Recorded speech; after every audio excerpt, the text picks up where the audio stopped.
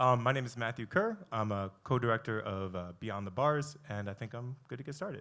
Well, I did 2 shots before, so we'll see by what slide I fall apart. I'm just playing. So Beyond the Bars, actually, yeah, the word systemic, I want to get started with that.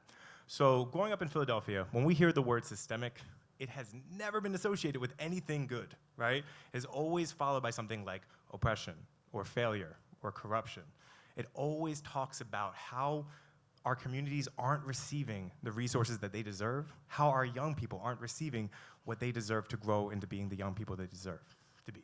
So I experienced one of those systems when I was in my early 20s, teaching at a school, taking great pictures, and sneaking music programs into schools that didn't have them. At the time, one of the students' moms was a warden in jail, and she said, hey, could you come in and teach on Sundays? The young people there don't have anything, any programs other than one. Could you come in? I said, I'd love to. I'm already working 60 hours, and I have no idea what I'm doing already. She said, that's cute. I'll see you on Sunday. And, well, you can see how effective I didn't win debate team. But myself, my co-director, that's Chris Thornton, and several other amazing community-based teachers, we started something called Beyond the Bars. We started volunteering every Thursday and Sunday, teaching in jail, where we taught some of the most amazing young people we ever met. Yep, okay, all right. That's a rough thing to clap about. Those are some rough stats. But while we were teaching amazing young people, they consistently said, man, I wish I had this music program before. This is my first music program. Through their music, they also talked about the numerous different traumas that they experienced growing up. They talked about how all of these different systems, things like housing insecurity, things like educational divestment, all of them interconnected to really, really impact their adolescent development. And so we expanded to run community-based programs based on what our young people said. They said, I want my little brother to have this. I want my little sister to have this, right? So we branched out and we started running programs in West Philadelphia. And these programs were great. They were built, oh, son of a gun. They were amazing programs because they were built by young people. The culture, when you stepped into a Beyond the Bar space, it was beautiful, not because of me, but because of the amazing young people who built that culture. But sadly, as we did these programs, we realized, goodness gracious, not that. That's a good thing to realize, that all of our young people were still being impacted by those same systems, right, that impacted our young people who were incarcerated. Things like housing insecurity, things like a lack of mental health supports. And so we were thinking, how can one organization combat all of these interconnected systems that are really, really intentional? These weren't accidents, right? The way that redlining led to, property tax funding our education system, all those things interconnecting to really, really harm our young people. How does one org fight that? Well, they don't, right? And that's when we realized that systemic problems need systemic solutions. Nonprofits were constantly taught to compete, right? There's scarcity of resources. Hey, you need to do everything, right? But when you start to do everything, you kind of suck at it, right? You're really good at something, and there's so many other orgs in this city that are doing incredible work. Many of them are all here tonight. They're doing beautiful, incredible things. Let's hear for everyone, yeah.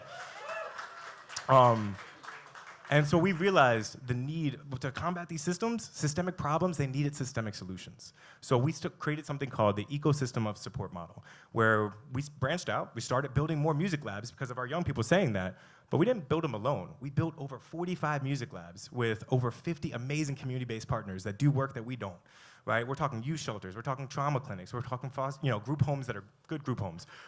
We're talking wherever young people are, we want there to be a musical space, but we also want there to be additional resources, because when we talk about community, it's not one org, it's everyone, right?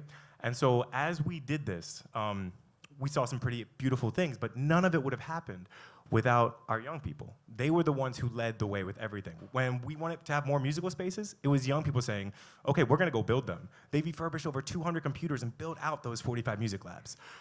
When we had 45 music labs, that's a lot of labs to staff, right? They helped create something called the student teacher program, where young people became teaching artists, right? They got trained up, they learned how to do trauma-informed education, teach with social emotional learning, and now today there's over 60 student teachers who have mentored over 500 additional young people in the city.